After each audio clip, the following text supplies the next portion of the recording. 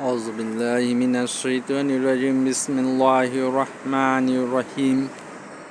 আমি সূরা লাহাব পাঠ করতেছি এবং একটা সিনারি দিলাম গাছের।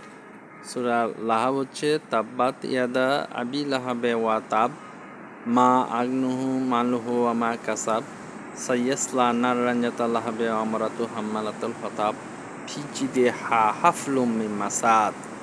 অর্থাৎ তাব্বাত ইয়াদা আবি লাহাবে তাব অর্থাৎ ধ্বংস হোক আবু লাহাব এবং তার সাথে তার স্ত্রী, এবং ধ্বংস হোক তার সমস্ত সম্পদ।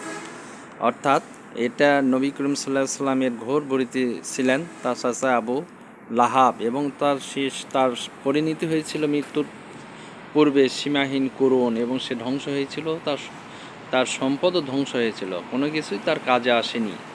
অর্থাৎ আমাদের নবী করিম সাল্লাল্লাহু আলাইহি সাল্লামের অত্যাচারী আবু লাহাবের করুণ পরিণতি হয়েছে, এতে কোনো সন্দেহ নেই। অতএব আমরা নবীকে নিয়ে কোনো মুসলমান যেন কোনো প্রকার প্রশ্ন না করি। আমরা সবাই নবীকে ভালোবাসবো এবং নবীর প্রতি শ্রদ্ধা জানাবো এবং নবীকে অনুসরণ করব।